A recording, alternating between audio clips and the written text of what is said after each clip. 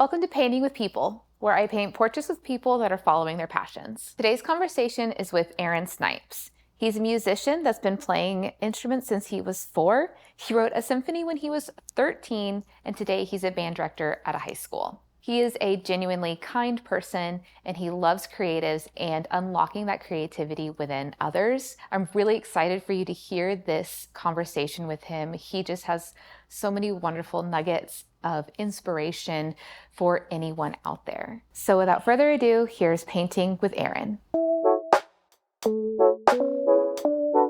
Okay. Oh, I'm so excited. Do you have a favorite artist or a favorite painting? Ooh, wow. You know, that's a great question. I don't have one that is not typical. Okay. I have the one Mona Lisa, type look, Right. just because I think it's so intriguing how her eyes follow you, know. Have you been to the Louvre? I've never been. Neither have I. I haven't been to France. I want to so- go, but I've never been. No. Yeah. Yeah. Okay. Let's see. Should I look or smile or? Okay, with the exposure. Okay. Okay. I'm excited. I don't know how to take a good picture. Hold on. 1, 2, 3. Perfect. Okay, great. Got it. You might not have a favorite painting. Do you have a favorite musician? Oh, yeah. Yeah? Like a lot of famous musicians. And it depends on the genre too. So if you're talking about, jazz, love John Coltrane. And what he represents in jazz. And obviously Wynton Marsalis, for someone who's still alive. I think he is not just one of the best jazz musicians, but one of the best philosophers and thinkers. If you ever get a chance to listen to some of his speeches, it's just mind-blowing. All right. I love that. So I feel like people always ask, oh, who's your favorite musician, your favorite song, favorite band? I am I don't really know. I don't really have a favorite, and I get when it's time, if I have to choose the music for whatever it is, for other people, I get so much anxiety. I'm please do not put this on me. I don't want to be the one to choose this right now. Right. Oh my goodness. So I'm very much radio stations, like Google Play or Google Music, Really? Yeah. YouTube Music, So Apple fun Music, fact. radios. So the thing about me is, I agree with you because my thing is my favorite artist changes with where I am in life. So sometimes I'll be in this mood or that mood depending on what where I am personally. But fun fact for me is I never listen to the radio in the car. Never, because I'm a music teacher, of course, and so I hear music literally all day. And so when I get in my car, that's my sanctuary, and it has to be quiet. I love that. We actually hardly ever listen to music in the car. Really? Yeah. But our commute is less than 10 minutes, and it's you choose something. Usually the radio, we've got commercials, and nobody wants to listen to commercials. Yeah. And so sometimes we get roped into toddler songs. But that's what I was gonna ask. How do you do that with a toddler? Yeah. Usually it's her choice. Yeah. Have you guys always been like that, or is it just? We will turn on music if we're going on longer drives.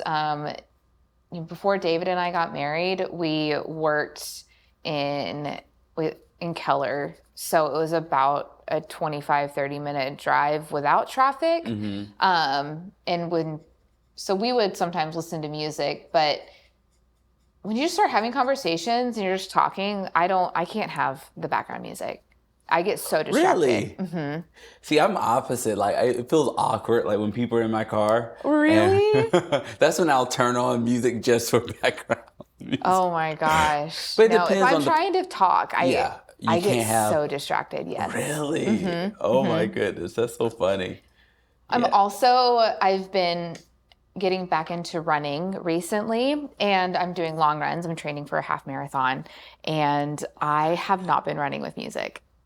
Granted, I Really? haven't, like this week is a 7 mile run, which is my first hour plus run. So I might have to break out like a podcast or something just to keep my mind. But I usually like stop the music because my mind is just going a million over having all the conversations in my head. Yeah. And then you just like get to this point where you just kind of like, there's like nothing. Wow. Almost as close as like I feel like a female can get to nothing because there's always something. Always something. Right. That might be one of the things I'm jealous like about guys, that they can actually like, how do you think about nothing? That's impossible. Oh yeah. Easy. We call it disconnecting. I can disconnect very easily. How does that... Very easily. That's so funny. And me personally, I find that so easy to do, like to disconnect, from like all the things. So like if I'm hearing music, even in the background, it's so easy for me just to disconnect. Oh man. Yeah. I can't. Yeah. Now, if it's a music that I really, enjoy and I listen to, it's harder then. But usually most music, I mean, that's a whole nother conversation. But like, I feel like, I know I sound older, but music these days, a lot of times, it's just for the beat, It's just for the groove. It's not really, a lot of times not substantial. So, right. And I hear it all day, so it's like, I need some relief from it. I just need some peace and quiet. So, have you always been drawn to music? As long as I can remember, yes. So my whole family is extremely musical. I mean, everybody in my family either sings, plays an instrument, or something. Yeah. Now, I say that, but I have two older sisters who they tried to take piano lessons. Oh yeah. And they were piano lesson dropouts. So they didn't make it. Oh my god. They're like the only two, and I love them. They can sing. Yeah. But as far as like playing piano, it didn't quite work out for them. But no, I started like very early on, like 4 or 5. Playing the piano. And my mom, who's not really a piano player, she one day came in and she just sat me down on the piano and she said, I'm going to teach you this song that I learned. And she's not a piano player. She just learned this random song in church. And ever since that day, I mean, my feet could not even touch the pedals of the piano. Gosh. But ever since that day, she taught me that song and I started to play it. And I still, if you had a piano right now, I could play that song. Verbatim. And so that was the beginning. It's just kind of like, I'm sure the seed was already there, but she just kind of watered it and like it just grew and music became my life to this day. I love that. Yeah. That is so cool. Yeah. And then what they started to do was allow me to play in church. So I would just sit by my aunt, who's also an organist, piano player. So I would sit by her in church and just watch. And just watching her play, I don't know, it's just like I started to be drawn more and more to it. And pretty soon I was playing along with her. And then pretty soon I was playing by myself in church at a young age. So wow. Yeah. So you can play the organ? Well, I know you can play the organ. Can you play? I've seen you play the organ. Yeah. I can play the organ. Have you ever played like a big, like giant pipe organ? I've tried. That is a whole different beast because you have the stops and all the things. And on the regular B3 organ, we use our feet, but that's a whole nother machine. So I've played it before. I'm not very good at it. Okay. I've been to like a couple of churches before, and like when I was a wedding photographer, like maybe 3 weddings where it'd be at a church with a pipe organ. But they're gorgeous. They're so beautiful. Yeah, they're so beautiful. Yeah. And then there's probably a couple on Instagram and TikTok, but like organ players. But there's one girl like people like request her to play all these like popular songs. Oh really? On the pipe organ? Yeah. Oh, like nice. Interstellar. Oh my God! Yes. You're like, oh my gosh, I could listen to this all day. Oh my goodness! Wow. Oh my gosh. Yes. That's so awesome. Let me see how I want to start. I know. I was like, I need to actually start painting. Oh my goodness. I'm trying to get your skin tone and I'm having a hard time. So this is going to be interesting. Just don't be mad at me if you're like a shade of red. I won't. Just know I won't be I'm mad. a novice. Yeah, no, it's going to be great. I can't wait. I cannot wait. Okay. Don't have your hopes high. But I get to see, every day in what I do with band, I get to see the power of music and the transformative power of music. I started to think about this, like there's so many, it's one of those few things in life that you ask anybody, like, do you like music? Like no one will say no. Yeah. They may not There like. might be a genre that they don't Right. like. Like everyone says, I don't like country. I mean, I like country, but no, but they may not like certain genres, but everyone can say I like some kind of music. And I think it's just so like life-giving. And then when you ask them, when you start to think about our bodies, and how we have a heartbeat, and like how everything flows in a certain rhythm. And even our lives, they move in a certain rhythm and a certain groove. Yeah. And when something is out of that groove, we feel it, we know it. It's the same way when you start talking about music and how music, there's always a groove and a rhythm to life. And I think, being a music teacher, I get to see how music is like that door that opens up kids to experience so many other positive things. Like through music therapy and other ways, other things, people literally are changed through the power of music. Yeah. And it's incredible. Did you go to school for music? I did. So when I got to sixth grade, we're going all the way back. Okay, yeah. Let's go. When I got to sixth grade, I joined the school band, and I knew I wanted to do music and band and everything, and so I really enjoyed that. And then my seventh grade year, my teacher let me conduct in front of the band. And I was the drum major for the band, and I fell in love. I remember the first day I stood in front of them and conducted them, I just fell in love with it. Oh my And God. so ever since that day, there was something in me that said, this is what you're supposed to be doing. And so my eighth grade year, this is little, 13-year-old me, I asked my teacher if I could write a symphony for the band. In eighth grade. And so I was a nerd. And so in eighth grade, I loved the Loch Ness story with like a mystical and mysterious sea creature. I love that story. So I wrote a piece called The Loch Ness Finale that was based on that. Oh my gosh. And this piece was like, oh my God, it was way too long for my little middle school band.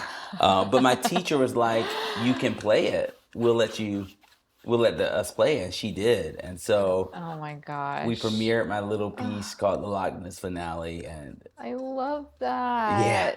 Do you have recorded? I don't, I think I do. I think it's probably at my home, back with my parents. But, if I had a piano, I could play it. It'll always be in my mind, the melody of it. Dun dun dun dun dun dun dun dun dun dun dun dun dun dun dun dun dun dun dun.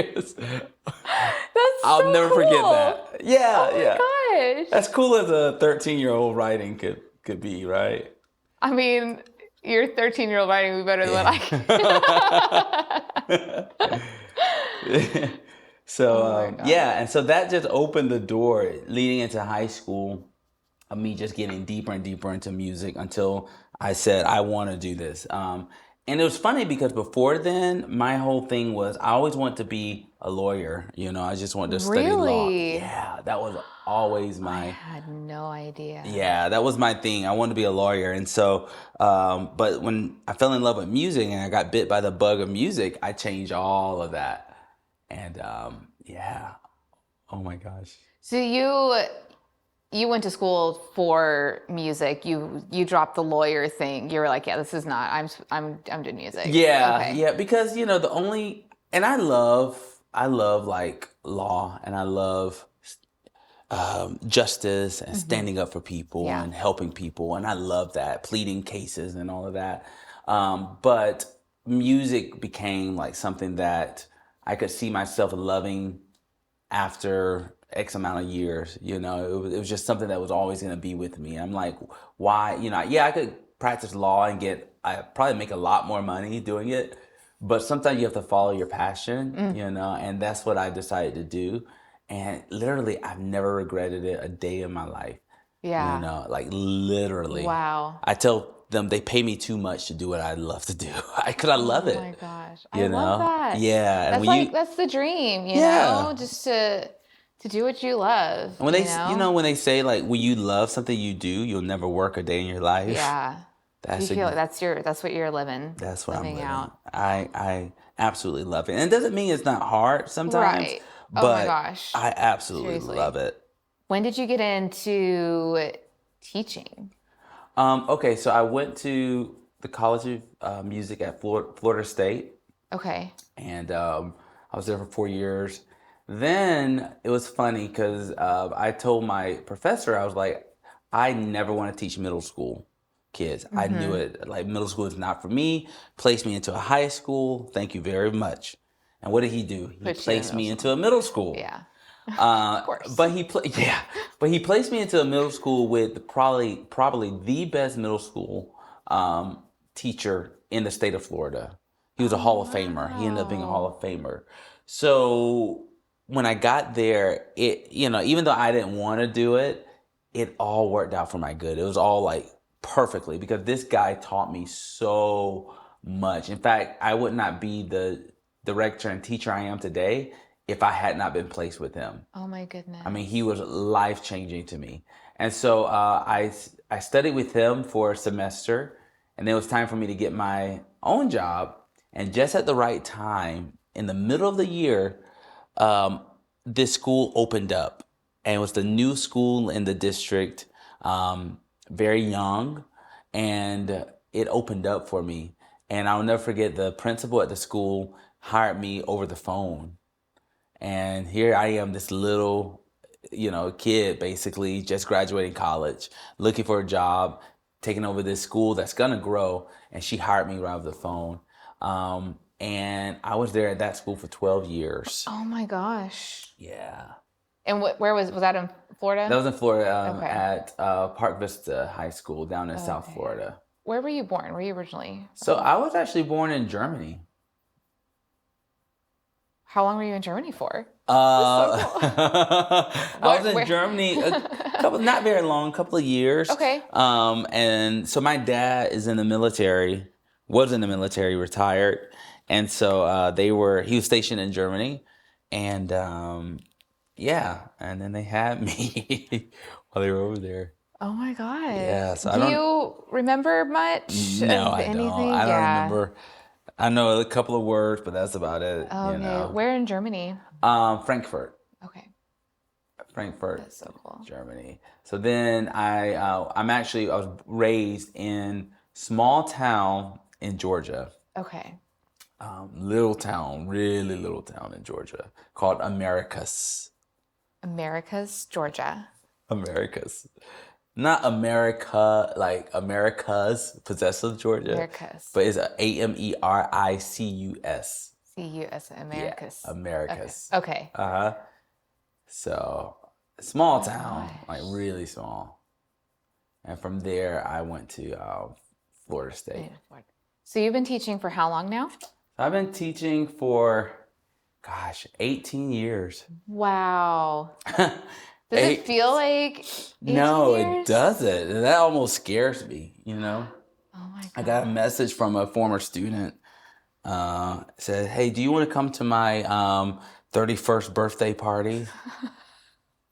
I'm like, wait. Aren't I only 30? Like, what is it? Like, you can't be 31. I know, like, what? But yeah, I was a baby when I started. Like, a baby. And the kids I was teaching when I first started were only like 2 or 3 years younger than me. Oh, wow. But they didn't know it, because I wore like, when I first started teaching, it was like ties and everything. Like, I look real. You came here from school, so this is what you wear to school? Yeah, every single day. Yeah, I wear this now I don't care. Like, I have tenure now, so I don't care. Right. What we do as like creatives is it's amazing, but it's also kind of mystical to people who don't understand what we do. Like, do you ever feel like that? Yeah. Sometimes when people, so I took almost a decade off from painting after school. And so like my whole life now, and people that are in my life, they don't know that I have this, it's okay. So I feel like conceited saying that I have this gift, but like I do, I have a gift. I'm working on perfecting it, but they're like, oh my gosh, like you can do that. Like, wow, that is so cool. Oh, I could never do that. And yeah, it's a whole different experience. And what we take it for granted. We're like, oh, this is, it's just what we do, right? Yeah. But it's like, it is very mystical, that you can take something from nothing. And I don't know how you feel about this, but this is how music writing is to me, is that I have an impression, I feel something, or sometimes it's what's happening in society, or something I've seen, or sometimes it's a beautiful painting, and I see it, and I can just hear music around it. I love that. And it's like for me, I'm single with no children, so it's like it's the closest thing to giving birth to something that I can relate it to. Like, you have this thing inside of you, and you birth it out, creatively. You just, you it's almost like you reach in somewhere up here and you pull something out of the atmosphere, whether it be a painting or a melody or harmony or something. You just pull it out and you write it down, or you paint it out. I love that. That's mystical. That's not normal. And I think you look at great artists and you look at great musicians, and it's like, you're not from here. Yeah. You're otherworldly. Like, what made you see that or sense that? Right? And then not only did you see it and sense it, you created something tangible, whether it's a piece of music that you hear or like a piece of art that you can see. Absolutely. And what comes along with that, and I'm sure you can relate to this as well, is that people don't understand the vulnerability. Like, I'm really vulnerable right now, showing you this. Same. Because there's a vulnerability to art and to music that you always, people are going to judge it. And that's why we do it. Yeah. We want people to weigh it. We want people to ask questions. We do want people, when I go to the museum, I want to ask questions about, what did that artist think about? What were they going through? For them to create that. When I hear a great symphony or a great piece of music, what are they going through? Where are they?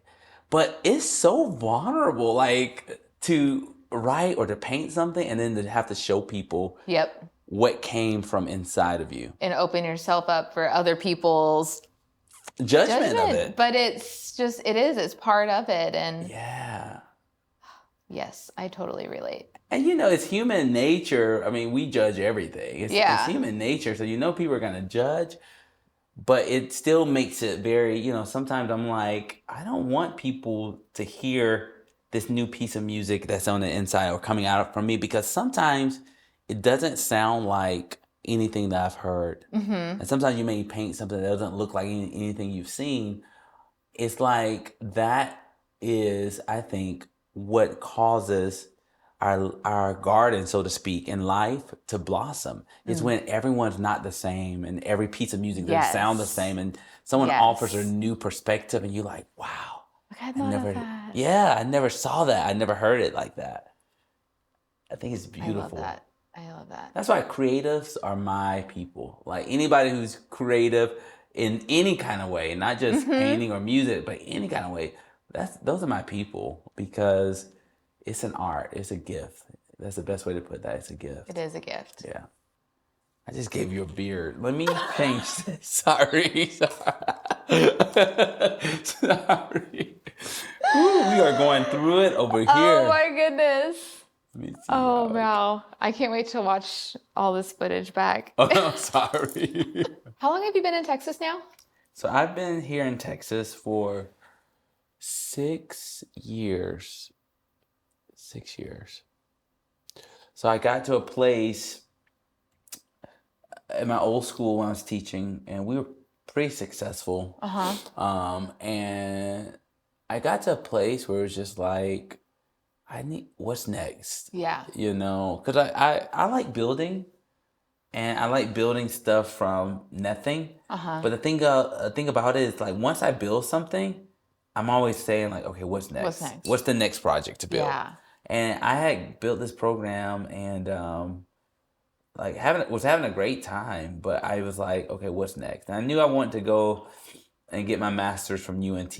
And so it's a long story, but doors just start to open up. Yeah.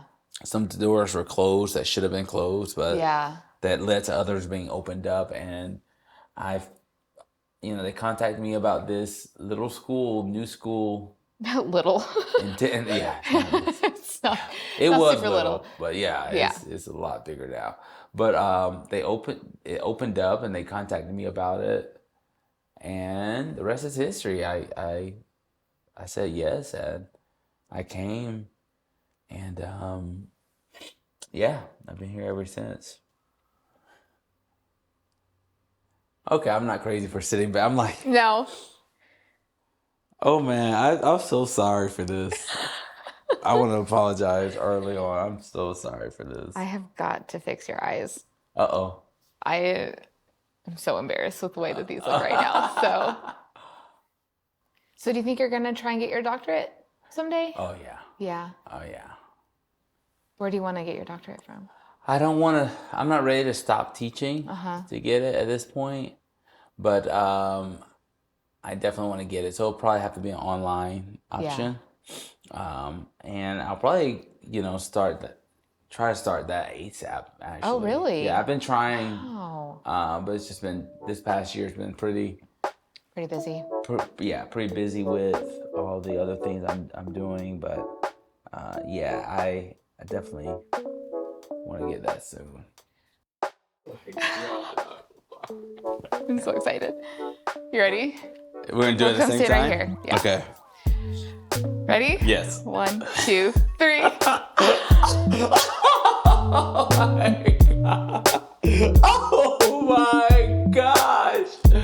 Wow. That's not too bad. Thank you. I'm so sorry. It's not too bad. That's actually pretty good. You tried values in the skin tone, and I am very impressed. Nope. You're so kind. You're affirming my bad.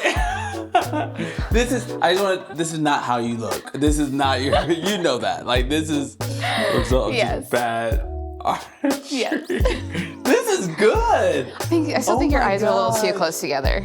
I look like my brother. If I showed you my brother, Really? Yeah. God, it looks worse than beside yours. Kendall, I love you. I am so sorry. It's so funny. Why are your eyes so big? The thing I'm most proud of in my picture, I must say, is just this little hair. It looks great. I like that. And I like how I did the arm. You can still see. But everything else, oh my God.